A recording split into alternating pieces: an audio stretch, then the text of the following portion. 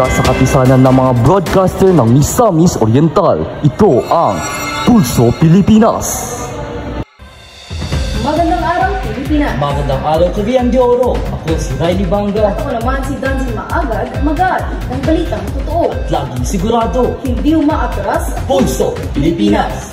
Sa mga nagbabakang balita, yung budget yung nabubahan na ng CEO Council. Olivia Rodrigo isinali sa listahan ng Pilipinas para sa God's World Tour. Mga estudyante naghahanda na para sa National Teachers Month. At ang Show Speed nakipag-friendly match kay Manny Pacquiao. Una sa balita, konsero ng CEO naglaan ng iba't ibang budget para sa lungsod. Para sa bayan, narito si Anika Cuenca. Inaprobahan ng opisyal na konseho ng Cagayan de Oro City ang mahigit 8 bilyong piso na budget para sa taong 2025. Sa ilalim ng annual budget, ang 3.7 billion pesos ay inilahad sa social services ng lungsod, habang 2.8 billion pesos para sa pampublikong serbisyo at 2.3 billion naman para sa pang-ekonomiya. Sa executive budget ng lungsod para sa kanilang pampublikong serbisyo, ang 2.2 billion nito ay inilahan para sa kalusugan ng mga mamamayan at ang 1.4 billion naman nito ay para sa delivery ng pampublikong serbisyo, welfare at mga administratibong pangsuporta. Dumaragsa ang malibis para sa paparating na God's World Tour. Para sa balitang yan, narito si Elijah Obasa. Amerikanang mga awit na si Olivia Rodrigo inanunsyo ang kanyang concert na magaganap sa Philippine Arena nitong paparating na Oktubre.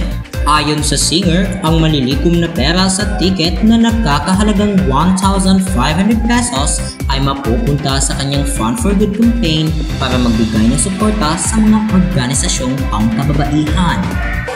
Mabilis na sold out ng mga taga-suporta ni Olivia ang mga ticket matapos inilabas noong 14 ng Setyembre. Humigit 800,000 naman ang nasa listahan ng pila. Elijah Obasa, nagbabalita.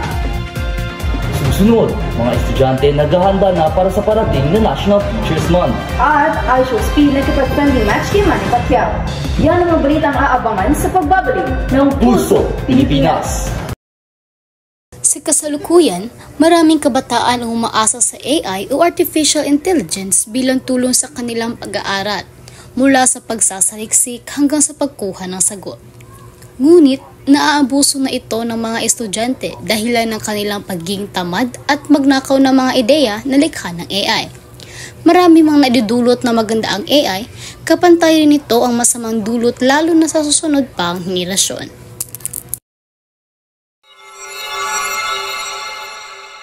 Excited ba ang mga estudyante para sa paparating na araw ng mga guro? Alamin natin yan kay Janica Ramos live mula sa Mogs. Ang mga estudyante mula sa Misamis Oriental High School ay naghahanda na ng pag-express para sa paparating na araw ng mga guro. Nagtitipon-tipon ang mga estudyante kada klase upang pag-usapan at isilibra ang araw kasama ang kanilang itinuturing na pangalawang magulang. Kitang-kita ang saya sa mukha ng grading teacher na si Estela Galve matapos isurpresa ng kanyang mga estudyante. Ilan sa kanila ay gumagawa ng pranks, bumibili ng belt cake o kaya naman ay nag-aambagan upang may bigay sila sa rivals.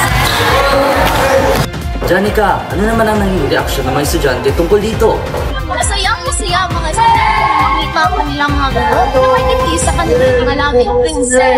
Salamat, Janica. At sikat na online streamer at YouTuber na si Speed, inaya ng friendly match si Manny Pacquiao. Para sa bayan, ibalita mo, Shamila Ganson. Kamakailan lang ay bumisita ang American internet personality at YouTuber na si Show Speed dito sa Pilipinas.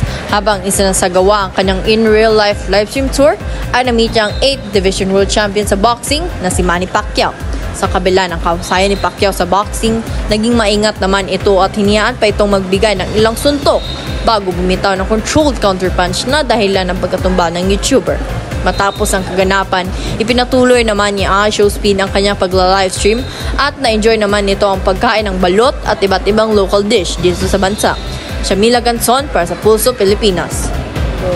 At yun ang mabalitang aming nakalap sa araw na ito. Para sa karagdag news updates, bisitahin lamang ang aming social media accounts. Ako ang inyong kabayan, Danzy Maagad. At ako naman ang inyong lingkod bayan, Riley Banga, para sa Pulso Pilipinas.